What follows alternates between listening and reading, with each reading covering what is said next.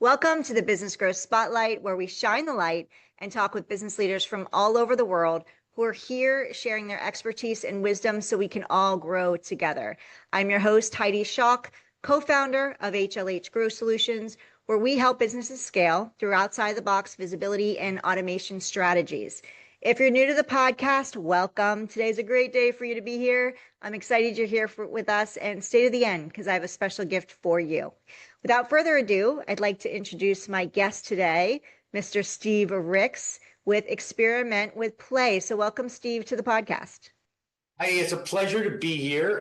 Experiment with Play is our webpage. Playlab is our name. Playlab. I tell people all the time, at 60 years young, I finally found a job I can do that I never have to grow up. And so I very much love what I do. And our primary goal at Playlab is removing a global problem, burnout in the workplace. 83% of all people, according to Gallup, will either directly or indirectly suffer some effects of burnout here in the next couple of years. And with the enormous amounts of profits that many companies are making today, that just doesn't set well with us. So we're on a crusade, really. We're not nonprofit, but we are cause-based and heavily driven by removing burnout from the workplace. Happy, healthy humans everywhere is our goal. Happy, healthy humans everywhere. I love it. And I can tell that you are fired up and you love what you do. The passion Always just radiates from you. And it's really a breath of fresh air, Steve, to speak with somebody. When you came on the Zoom call before we hit record, you're like, hello, like your energy. I love that. I'm a little high energy at times too. And I can feel like sometimes I'm too much, but I love that you are just exuding you love to have fun. It shows. And you love to bring joy, and that shows. And I'm so glad that you're using what you love to do and how you love to be to companies, because I think we need more of that. If we're going to spend as many hours as we do working, we should be enjoying it and having some fun along the way, right? You're ever looking for a career change, you can come be a spokesperson for us, because that's exactly how we say it. I mean, we spend 50% of our waking hours for the overwhelming majority of our adulthood working, and all of life takes effort. Nobody disagrees with that. Whether I'm having fun, whether I'm working, whether I'm sitting, everything in life takes effort. It even takes, for most of us, a little effort to fall asleep, right? And so I tell people all the time, if I'm going to exude effort, I'm sure as hell going to do it for things that bring me joy.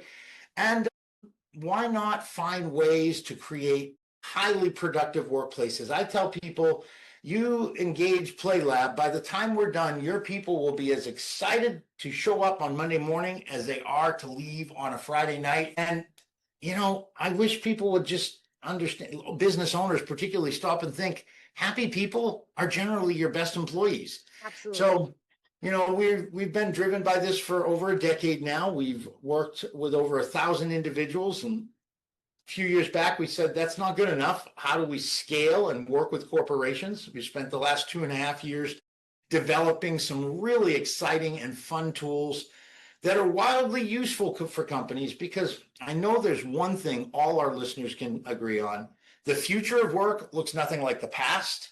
Absolutely. So if we're going to really design our workplace to be prepared for that, we really have to be in touch with how our people feel about working for us, and what we have to do to make it an irresistible community that's life-changing, a culture that people brag about. When they go to the bars to watch football games, they talk about they love their work. Their husbands and wives talk about their spouses' jobs.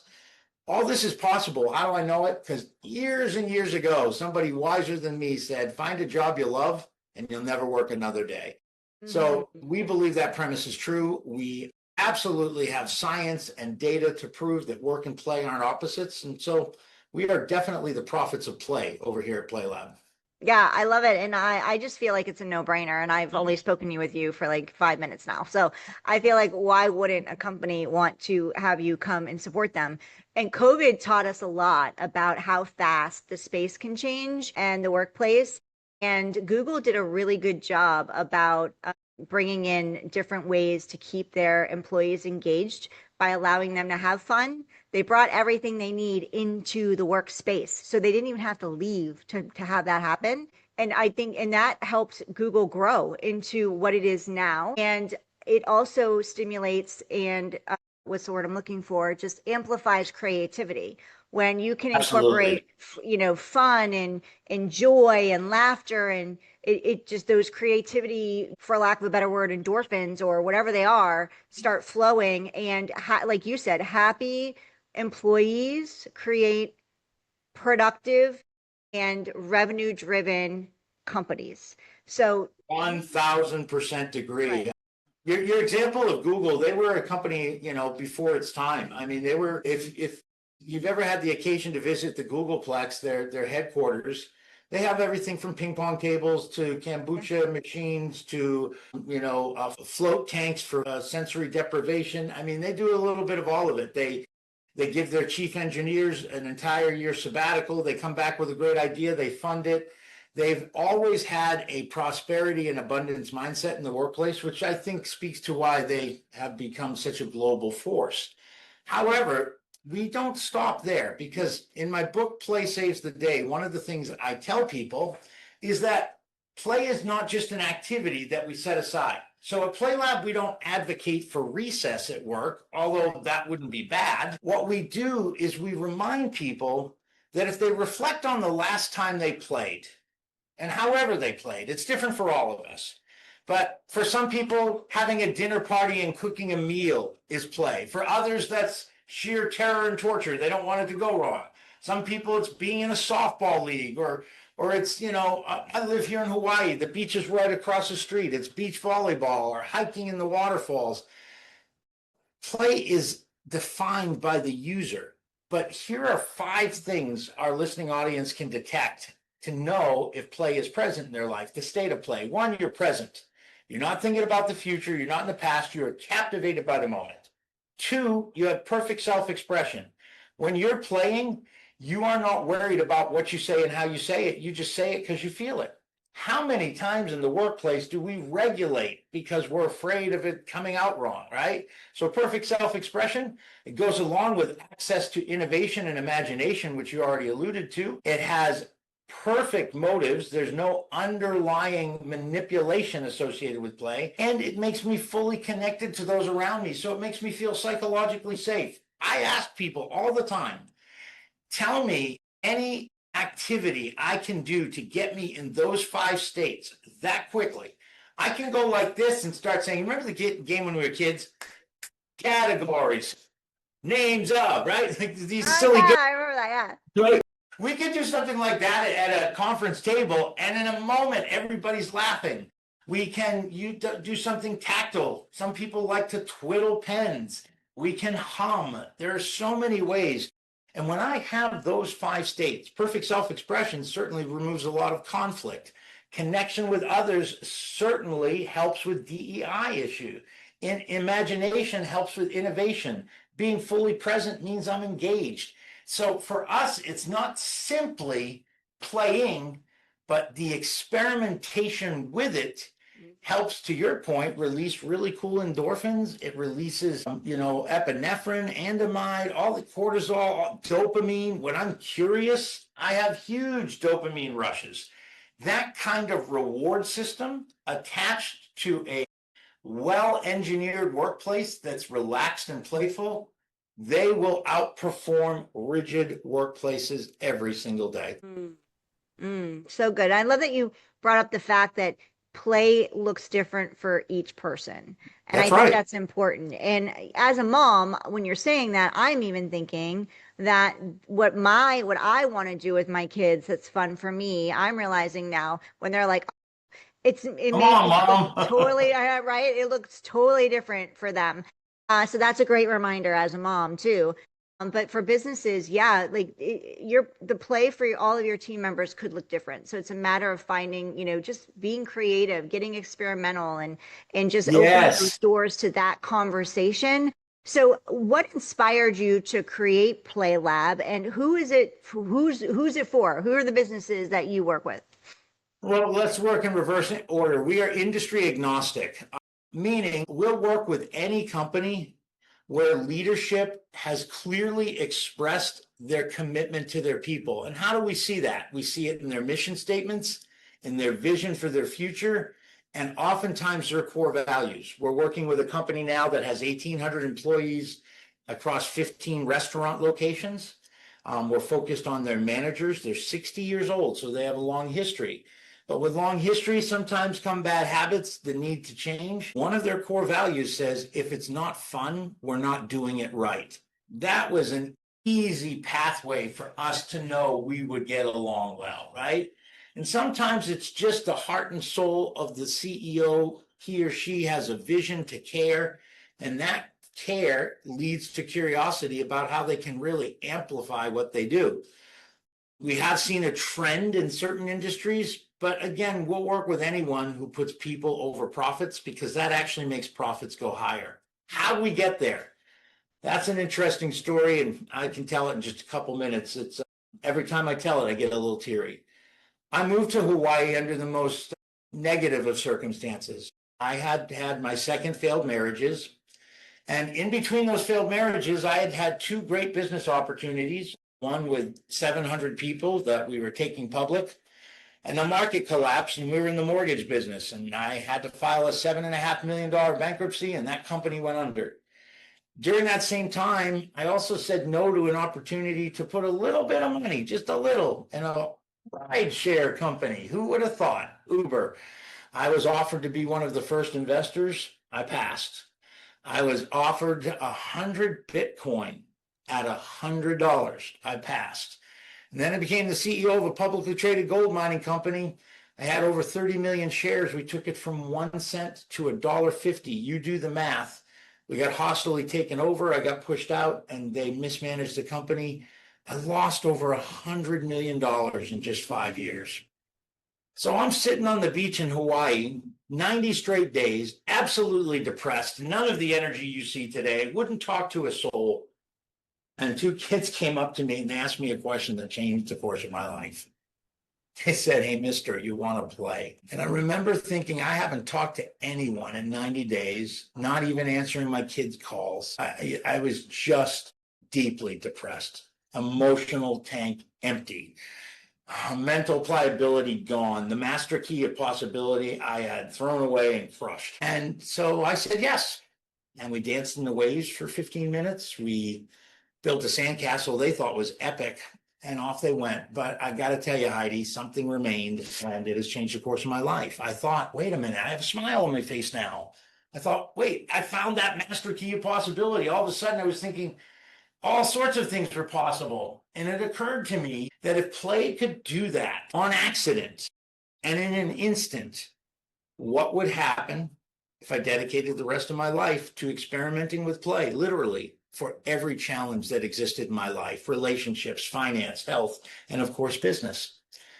And so that became the formation of Playlab today. 11, 12 years ago, I've coached over 1,000 executives, 99% satisfaction rate. And 2.5, 3 years ago, we said, we got to get this to the masses. And so that's where Playlab was born, out of my deep pain. And it's just the journey of the rest of my life to help put happy, playful humans everywhere. We need metaphoric playgrounds in the workplace. Yeah. Wow. I was getting teary-eyed as you were sharing that. So thank I you. do every time I share. I'm so. Oh my gosh, yes. Like I wonder where they are now. If they only knew the impact, you know? It's so funny. You should know, if I had a copy, I'd show it to your audience. They can see it on my webpage, but I actually put a sandcastle on the cover of the book I wrote in homage to those kids. I guess they're probably teenagers today, but you could tell they were tourists. So they probably have no understanding who I am or what happened that day. And they've filled their lives with memories. But boy, I'm so glad they asked me that question. You know, there's a theme that's running through this week. There's two themes, and I'm only going to talk about one because it's relevant here. And that is yes, the word yes, saying yes. And because so many times we say no. It's so easy to say no, right? Right, Steve? It's so easy when somebody asks you a question, like you did. So many opportunities came, and you're like, no, no. It's so What easy happened to if say I'd no. gone that way instead of that way, right? Right, and you are here now, and those kids change your life, and it's just in like just thinking about them asking you a question, and you said yes. You didn't say no. You said yes, and because you said yes, you got that 15 minutes of fun with these children who were just being kids and just being like, "Hey, mister, do you want to play?" And Yeah. you're like, you could have said no, and you're like, yeah, okay, let's do this. And you got to have fun. And now you're changing the trajectory of businesses and people to show that work doesn't have to be drudgery. Work doesn't have to be this thing that we have to do every day. It gets to be fun. It gets to be connective. It gets to be playful. It gets to be creative. Yes, there are bottom lines that we get to meet. And we get to do it in a way that gets to be more and fulfilling in our life and in our day. And when we're fulfilled at work, guess what happens in the home place? Thank you. Listen, having had two failed marriages, like, and seeing other people struggle in these ways, right? If I'm in a toxic work environment, what do I bring home with me, right? Absolutely. One of the biggest industries that struggles is healthcare, right? First responders, ER nurses, they're so busy giving all their compassion to their bedside manner and to those first responders, to those emergent situations. They get home and their tanks are They got nothing. empty. They got nothing left. Yes. Yeah. And the people Yeah. that they love the most, they can't give it to. Yeah. Yeah. And how many divorces has that caused? How much financial ruin has that caused? And, I don't know when it was. Well, actually, I do. I had a childhood event I'll never forget. I was 12 years old and I found my best friend behind our gymnasium and he had a bullet hole in his head. And I told myself I didn't understand why the world had problems like that. And I made a promise to myself that whatever I did, I just wanted to find a way to make the world better. And in many ways, it seems like it's gotten worse. But here's what I know. There are younger generations that are demanding heartfelt work centers, places where cause matters, and these atrociously divergent differences between top line salaries for CEOs and bottom line for workers, is just, it's too much. And all these people who are younger are really starting to say something that's worth hearing. And I'm crazy enough to believe if we can teach an entire generation how play should be the most important thing they take into adulthood, maybe, just maybe, if I can stick around another 60 years, we might see more peace in the world and less of all this chaos and greed and divisiveness. It's people don't suffer burnout in just work. They suffer burnout in church pews and in parks and in their homes and in their politics. And it's just too much. Yeah. People are really redlined on what they can handle. So by golly, we're going to do something about it. Absolutely. And you saying that about the younger generation's what changed your life. Absolutely. I told someone once, to your point of yes and no, I saw a study when my kids were young, and it was from Stanford, and it said kids get told an average of 180,000 times the word no by the time they're 18. So that's 10,000, or what is that, 18 years? Yeah, it's 10,000 times a year. That's a lot of no's. That's like 30 a day. And so my now ex-wife, and we co-parented wonderfully together after our divorce, but we made a pledge that we'd say yes to everything we could with our kids, right? So I tend to believe, and even though I hit 60 this month, I'm dating a younger woman, and she asked if I'm open to children. I said, absolutely, because here's what I feel like. With everything I know today, we could create a generation of super babies where like play is their entire mantra for living. Like, think about how cool that would be.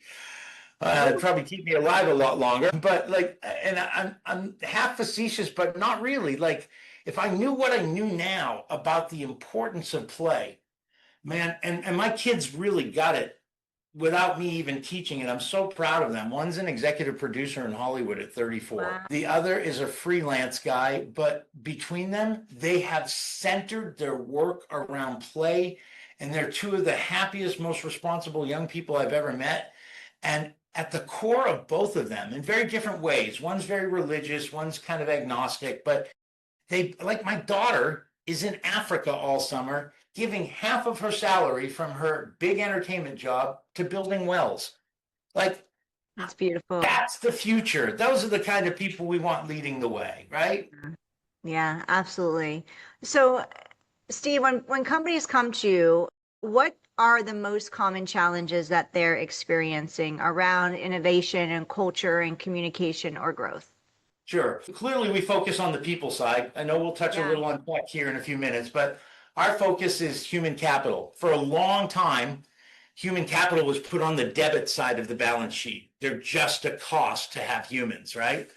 One of the things we're really messaging is if you invest in humans past their job description, like you really invest in how to change the quality of their lives and their well-being, you can add them to the profit line on the balance sheet. They'll stay longer, they'll produce more. And so the biggest thing today we are addressing is the fear associated with the lack of knowing how to make decisions for the future based on how people really feel. Because for the last 3, 4 decades, employee engagement surveys have shown us that people are afraid to say how they feel because less and less people participate in them. And when they participate, they're not giving authentic information. So that is probably the biggest thing we do. I'll tell you a really cool way we do it in a moment. The second big thing we address is giving tomorrow's leaders tools today to prepare them for this transition so that they have soft skills that they'd never get at Wharton Business School or Harvard Business Lab. And those are both great, centers of academia. But what we're talking about is emotional intelligence. And I never got a class on that. And frankly, there's just not enough understanding of the fact that business has feelings. And I bring who I am to work with me. That affects who I serve. It affects what I build. It affects what I inspect. It affects who I speak to, in every sense. So developing tomorrow's leaders today is a real important target for us. And the biggest way we do that is giving today's leaders real concrete information. And we do it in the funnest way possible, Heidi. We tell anyone who's done an employee engagement survey the last decade or two every year, it's pretty standard in most workplaces with 100 or more people. We want to invite you to a murder mystery called Who Stole Play from the Workplace. We want you to pay your employees for that hour, and we're going to take them into a virtual setting just like this. They're going to meet crime dog McRix. I am the head of the FBI. It stands for Funny Business Incorporated. They're going to meet all of our amazing detective teams. We literally hired SAG actors to play roles. They are fantastic. And we interact with the phone and the computer with 5 or 6 games that they give real-time information to us. But because it's all anonymous, over 90% of the workplace participates with over 40 unique pieces of data. When was the last time an employee engagement survey got more than 30% of the workplace to participate with maybe 10 to 12 pieces of data? So yeah, our Playground Live is kind of our flagship minimum viable product. It's our way of saying, you can't make decisions without good information and data, and we're going to give you more of it by extracting it through play than you could ever get through conventional work methods. It's a lot of fun. It sounds like a blast. It sounds so much fun. And I love that It you is. do the crime scene and all that, and then they're all involved. Like, why? Who wouldn't want to play? That's the point, right? And when we first started this in our research and development 3 years ago, somebody said, you're crazy. I said, well, I've been crazy now for about 10 years. We just want to see if it's good crazy or bad crazy. And lo and behold, people love it. Mm. So Yeah, how it's long just have you wonderful. been doing this now, Steve? So about 11, 12 years ago is when I went through my, beachside experience with those kids. Within 6 months, I had opened a coaching practice here. About 7.5, 8 years of just independent individual coaching or consulting. The last 3.5 years have been dedicated completely to scaling Playlab to be able to make a difference in a company with as little as 100 and as many as 100,000. Wow. So let's talk a little bit about AI, Steve, because we're talking about keeping your team happy, and there's a lot of businesses out there. I just heard on the radio the other day that a lot of businesses in the last year or two had let go of a lot of their employees to rely on AI. And now they're realizing that AI wasn't ready, and Yeah. they're trying to hire back their employees or their teams. So how are you inside your business and organization? Where is AI actually making a meaningful impact, and how are you utilizing it? Are you utilizing it? Yeah. So certainly no deference to Jeff Bezos, but he is the classic example. When 5 years ago he began firing his staff using AI, I knew we had a problem. I don't know if he's corrected that, but to me, that was the absolute abhorrent use of AI. AI was created by us, and it should invite us to take the lowest level skills that human does and replace them with human development, so we become more conscious, more responsible, more useful to humanity at large. Intelligent, effective, successful people make massive contribution, not just in the workplace, but to the community. And so if that isn't enough, then let me just straight out say we are all for AI for the purpose of expanding the roles of humans in elevated ways. And we're doing a few cool things now that are in development. After a company takes a Playground Live ride with us and, we get the census of the entire company, it creates a lot of discussion about what do they do next. So we're creating AI assist tools, one of which is called the Playlab Pulse. It's actually an app in the App Store. And when a company does it, it takes it as an individual can do it just for their own benefit on both Google Play and Apple. Is free, and it asks you every day to use the one word that best describes how you feel. And then it asks you to do something playful. It's very specific. Report it in the app. And our next version will actually be able to share that out to social media. And then it asks you to do that and prove how you felt. And it takes the word you use to describe how you felt if you're in a community, an association, or a business, and it creates a word cloud. And every day, all the employees anonymously see how everybody else feels. We aggregate that data for 30 days and then give reports driven by AI to the leadership that suggest how they can change and enhance and really capitalize on healthy emotional intelligence and how they can mitigate and minimize negative emotional intelligence. Along with that, we're building, so they say they're going to call it AI Steve. I'm like, name it something else, please. But some kind of play facilitation coach so that when your leader can't get what they need from a session, they have a whole database and a learning language model that helps support them. And the really cool thing we're doing on the how do we grow side, because to this point, we've grown almost exclusively by sphere of influence, and we have a very, very large sphere, but that's not going to get us to 1 billion people in 20 years, happy, healthy, and playful. So, and that's our goal. So we are now using a tool called Valley AI. My business development director introduced it, and what it did for 2 weeks was it scrubbed my entire LinkedIn for the last 5 years. Every message I sent, every post I made, every comment I gave, every like or share, and it began to develop how would Steve speak. We added a few things to that, like video presentations, podcasts I've appeared on. And 2 weeks ago, it started talking as if it were me in direct messages to some of our target audience. I was skeptical. I did not want this to sound like a bot. I don't want people to think we don't want to take time to connect at a real level. Heidi, when I read through the messages, it sounds just like how I would write. It's commented on posts. So it might say, hey, Heidi, love that post about human development in the workplace. Love to learn more. We have, well, no, that was last week, 106 active conversations going on right now that are 8 or 9 responses back and forth that I haven't said a word.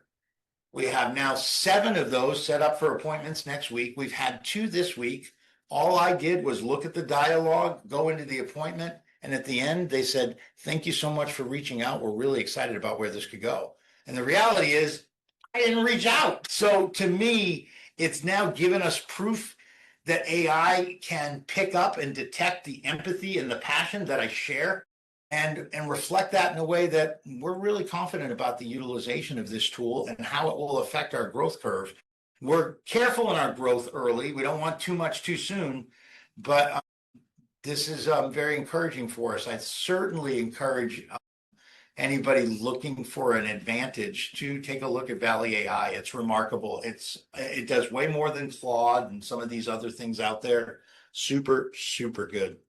So is Valley AI what you're using to when you're having the conversations with it's doing the research, the reach out, it reaches out on LinkedIn and Yep, LinkedIn's not flagging it, not at all. which is that's the biggest worry about LinkedIn Right, because you could lose your account. right.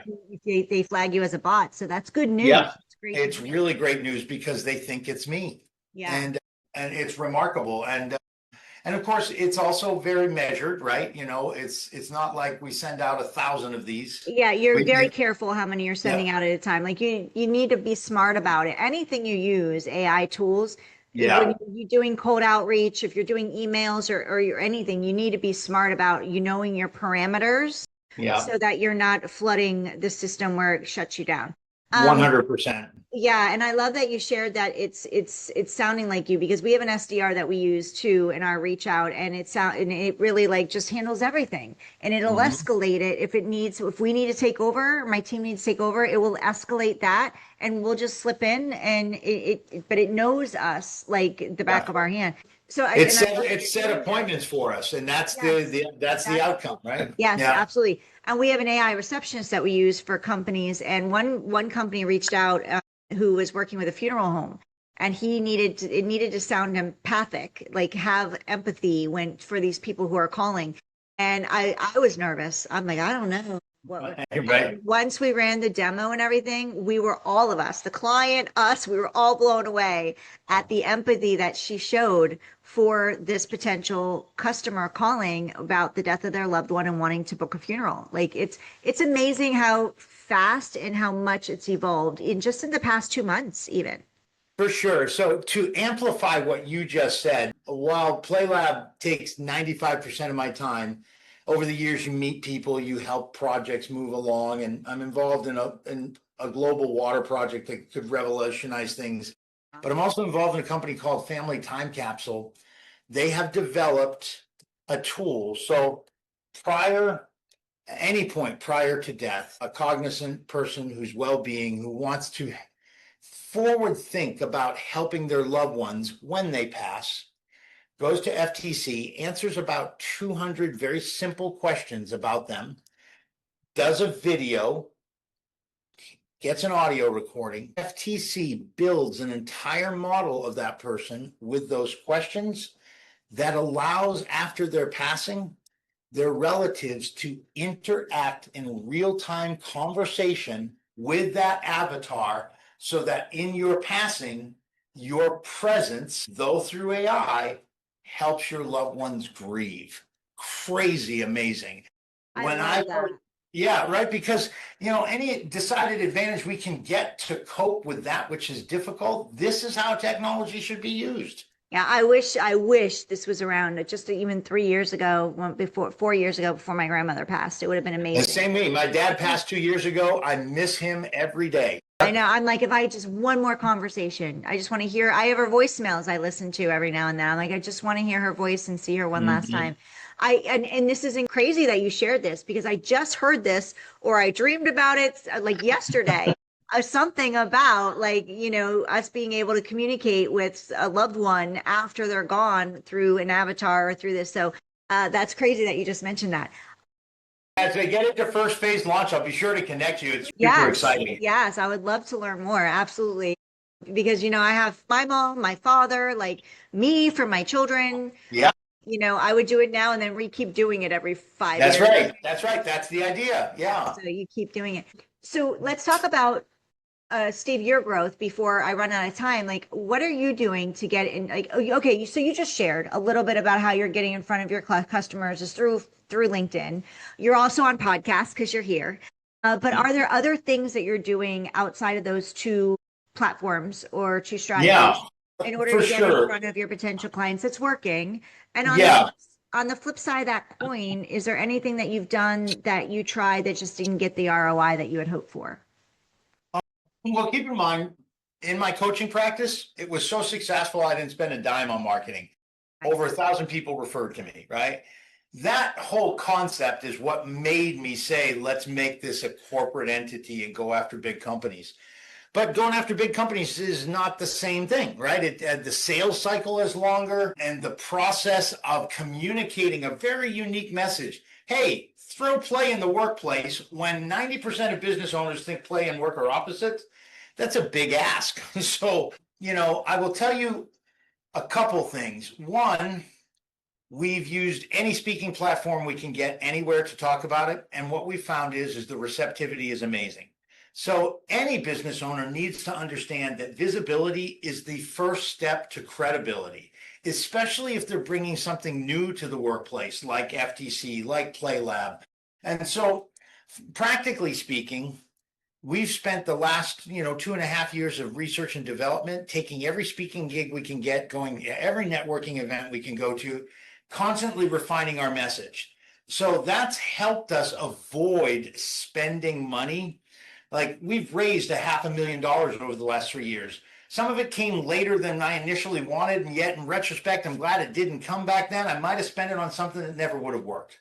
So we've been very fortunate to maximize our efforts. And I would encourage people to do two things, one of which is a lost art. My entire career has been built on one premise: serve people properly and they'll go to hell and back for you. So I have 40 years of fantastic relationships that I can lean into to ask for help, feedback, connections, referrals. And my entire partnership group has built their practices the same way. So we have between us 6,000 people in a database called Help the Fam kind of thing, right? I think the lost art of really great, meaningful networking, where I'm not trying to get 50 business cards, I'm trying to make a connection with you so that I'm here to help you. You've done this for us, and we have a big team that does a lot of the things you do, but you can be sure I'm going to get you and your partner referrals because you gave me this opportunity. That art is almost lost, and any business owner who wants a decided advantage needs to do that. Two, I mentioned the LinkedIn, podcast, anywhere we can be visible and speak. I just signed up for 4 more networking events that are mixers here locally in Hawaii for the month of June. I hop on every virtual networking event I can that's relevant, and I'll always come looking to give value, not get it. I'll tell you the big mistake that we made was not in our marketing efforts, it was in our messaging. I had become such a proven expert at play that I didn't know how to speak the language and the pain of the problem. I was bringing a solution in a language that may as well have been foreign to everybody on the other end. What do you mean play helps retention? What do you mean fun accesses innovation? Instead of learning really with precision what burnout does in the workplace and talking in ways that every time I talk, kindly, gently, simply, occasionally enthusiastically, I pinpoint that pain so that they don't leave a meeting without saying, okay, great, how do you fix it? Well, I'm glad you asked. Far too many people are so excited about their expertise that they word vomit all their expertise. You have the meeting because people think you're an expert. So don't talk about what you know, ask questions about where their pain is. That's the big mistake we made early, and we don't make anymore. Well, yeah, the one thing I've always heard and been taught is if you're the one talking most of the time and you're the one trying to sell, you've lost them.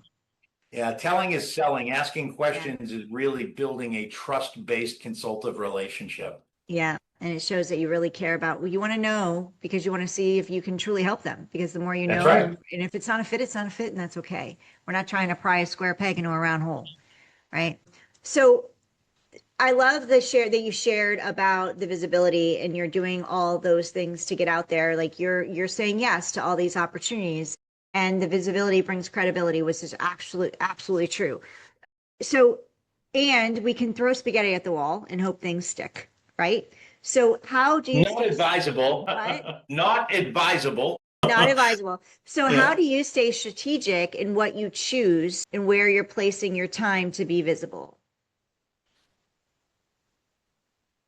I show up at any event where someone else who's showing up at that event is a champion for our cause and can lay groundwork for us. If I show up at an event by myself, which happens quite a bit, I make sure that event is very apropos to who we are and what we do, so that if I open my mouth, given an opportunity to speak in a workshop, a coffee talk, or just a networking setting, people are eager to hear what I have to say. So I pay very careful attention to audiences. I leverage champions of our business. I would say those are the big ones. When it comes to individual meetings, I can tell in 30 minutes or not if a person is a person that I'm willing to spend time with. Now, not everyone has the advantage of 40 years of people-related business, but in a 5-minute email interaction, I know if I'm trying to be sold or somebody wants to collaborate. So I just use wisdom mostly. However, for those who are younger, you can't say yes to everything. So when you're strategic, make sure it's an opportunity that's reciprocal. Make sure you have somebody that can sing your praises. I call it the law of the triangle. You can't brag about you, Heidi, but I can. So if you and I show up at a network meeting together, I'm going to let the whole world know you are one of the best podcast interviewers I've ever had. And you and your partner have a really unique business model that could be really valuable to a lot of companies, because I learned that through your partner. And I'll say that in such an eloquent way that people are going to want to talk to you. So I think those are the big things. None of those are terribly tech-based. They're really human-based, but that's my role in our company. And so that's my answer. Well, thank you. And can I hire you to mark it up? I meant what I said. I appreciate it. Thank you. And she thanks you as well. And we're grateful that you're here. And we know that you actually said, if you're here to sell me something, I'm not your person. And we're like, no, we really want to interview you and have you on and build a relationship and see what, but just you showing value here and sharing what you've gone through as far as your growth and your journey and your story is supportive for us, and it's supportive for our listeners. So thank you for your time. And I'm quite excited about our future exploration together. I'm sure it'll be great. Yeah. And profitable. Yes, absolutely. So if I could give you a magic wand, Steve, and you can wave it over one challenge or issue you're having right now, and you can go poof, and it disappears, what would that be and why? I ask people that all the time. So today, my magic wand is my Aloha pen. That's a beautiful pen. Isn't that pretty? It's got turtles all over it. So it's simple. I would love to be able to vaporize when life happens kind of issues that extend my sales cycle with customers. And I'll just give you a perfect example. We've recently engaged two really exciting companies. One restaurant location they were building had a catastrophe near it, and that whole restaurant has to be redone, and it was half done. So that has taken all of C-suite leadership's time and slowed down the path to which we can get where we're going. It's not no, it's just not now as a result of that, when it was a yes before that accident. Another person who runs a large organization with 500 people in it said yes, got the contract signed, and his wife became very ill, and he had to do bedside care for almost 3 weeks. And now we're just getting going. We'd love my magic wand to remove all of those life happen issues. Yes. And you know what? It's just not going to happen. So what that teaches me is that we just need to make sure we manage the amount of business that we say yes to in the pipeline, because, some of these things take a lot of our time, others take less, but doing an exceptional job is the only option. So you just got to kind of manage where that fits. But yeah, I wish my magic wand could make that go away. Thank you for sharing that one, because I asked this question to everybody on the show because people love it. And I haven't heard that challenge. And it's true. We all have it, though. That's not a challenge I've heard, but we all have it. We all have those where the contract is signed, we're gung ho, and then not right. Something slows it down. Yeah. And you have to manage the sense of whatever else has got their attention with a sense of urgency for the value you bring. And the longer you wait, does it put you at risk? And how we play that game is is is based on a principle, and I don't think I shared this, but I thought it earlier. I'll tell you, for most business to business endeavors, the sales cycle is not like, yeah, yes today and tomorrow we're implementing. Usually it takes 4 or 5 meetings to get a yes. Usually that may also take additional people coming to those meetings, or it may take buy-in from the rest of the C-suite or whoever the budgetary controls are. Then it takes a period to say, okay, how and when is best to implement. One of the things we've done that now has us with 40 different companies in the mode of yes, but not now, is over the last 3 years, as we were doing all these research and development meetings, we were already pre-selling companies on the ideas, even though we didn't have a product to sell yet. We would go to them, we would bring them value. If they had a challenge, we'd take an extra half hour and give them a few tips. So many of the people that we are going to get business from already are loving us, knowing us, trusting and respecting us, because over the last 3 years, we've done immense things to add value to them in this people-related manner. When people get your sense of commitment that way, it's a long road, it's a patient road, but man, we got a pipeline that's stacking up because of it, and it's going to help our long-term global brand. Yeah. So what would you say, because I've heard this from potential client, like, I wonder if I just give away too much. And I'm like, so how do you feel about that? Yeah, well, basically what we give away generally is time, insight, and expertise. And it's always strategic, and it's always where we know it can have an impact, even if the impact is simple as heartfelt encouragement. I can think of a hospital system that we've been courting for 2.5 years. They have one person in the wellness role. Crazy. They should have an entire staff. I mean, there's 4,000 people that work there. There should be at least 40 people in wellness. That guy, he is a Goliath when it comes to standing up for the physician's well-being, particularly. Simple thing. We got given to us an outer island 3-day weekend trip. We gave it to him and his wife. Go have fun. Those kinds of things go a long way because we recognize, listen, the battle for people's souls in the workplace is the big deal right now. People are at their wits' end. In spite of what part of the political world wants to think, most people are broke in spite of all this prosperity talk. And, they need a break. And if I can give that break to somebody with a simple act of charity, or, hey, I was in the neighborhood talking to another prospective client. I remember you said your favorite coffee is, boom, and leave. Every 3 months, they get a text from me. Yeah, they're just very subtle, but deeply meaningful ways to give. And so in that sense, I do get the, how do I give too much? And I think people get caught up in giving gifts. And we, we've developed certain assets that we give away.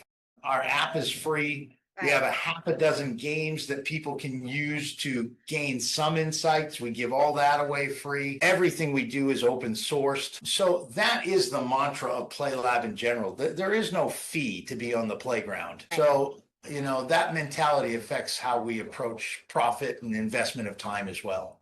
Yeah. And see, and I have the mentality there, you can't give enough.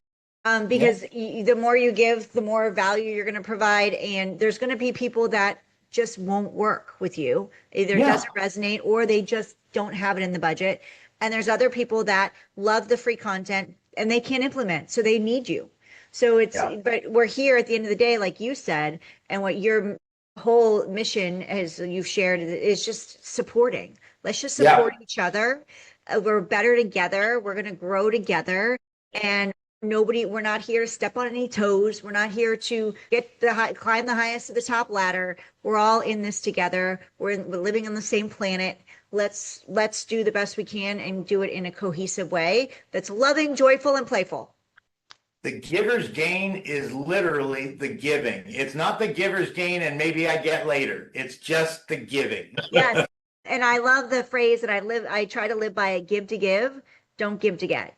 Because when you give again, it 100%. just feels bad on both ends of the coin, both Yeah. sides of the coin. If you're giving to give, there's no expectations on your part, and you never know if it doesn't come back to you, it's going to go to someone else because that person will reciprocate it to someone else, and it'll just keep growing from there. Steve, how can people, we're running out of time. I love this conversation. And I want to be respectful of your time. How can people reach out to you and connect with you? 3 ways. Email steve @experimentwithplay.com, just like it sounds, no phonetic gimmicks, just spell out those 3 words, experimentwithplay.com. Number 2, they can go to our website, experimentwithplay.com, and if they go there, there's a place to fill out a contact form, even set up a free 15-minute consultation with me through a calendar tool. And I have no problem giving my cell phone a number out. Here's how I do it. If I don't know you, I'm not answering. So when I give this out, Text Steve. text me and say, I heard you on Heidi's show and I'd like to talk more about Playlab. So 808-321-0729. Again, 808-321-0729. And I double dog all your listeners as soon as they're done to go out and do something playful and pay attention to how it makes them feel. I'm sure it will be better. I love that. Do it. Do what's fun for you. If it's a walk, do that. If it's cooking, do that. If it's entertaining, do that. If it's dancing, go do that. Do something that if it's skipping down the street, do that. If it's lifting up your kids and spinning them around, do that. Whatever's fun for you. I love it. So for those of you watching us on YouTube, Steve and I say hello. Thank you for being here with us. So grateful. If you know of anybody, which I'm sure you do, that could benefit from this conversation and learning more about Playlab and Steve, please share this with them. We know many businesses could use this service and this playfulness into their environment and on their teams. And if you're listening to us on your favorite podcast platform, thank you. If you're so inclined, we'd love for you to leave a review, preferably 5 stars. And this is not from me. It's so that the podcast platform sees it and will push this episode out to more people so more people learn about Steve and Playlab. And if you know of anybody that would benefit from hearing this conversation, please share this so Steve can help bring more love, joy, playfulness into the workforce. Go to experimentwithplay.com. Where can they grab your book, Steve? Experimentwithplay.com. For a digital copy, if they want an actual physical copy, it is on Amazon. And the title of the book is Play Saves the Day. Amazing, which play does save the day. An apple a day keeps the doctor away, and play saves the day. So go grab the book. Steve, thank you so much. This has been incredible. My pleasure. I love this conversation. Is there anything before we wrap up that I didn't get to ask you or we didn't talk about? I had a wonderful time. This allegedly is called work, but I sure as hell had a fun-filled hour with you, Heidi. It was delightful. Thank you. We got to play, and that's we sure did. Yeah. So thank you. This has been so much fun for me. I've loved it, and hopefully we can bring you back in a year and see what's been Happy going on. to. In the meantime, we're going to stay connected. So this has been. Please reach out to Steve. He's incredible. Have some fun. Go reach out to him. Let him know you heard him here. But even if you don't, just reach out to him and go learn more about Playlab. Bring some fun into your life and into your business. Thank you, Steve, for being here. Thank you all for listening. And I look forward to seeing you all on the next episode of the Business Growth Spotlight.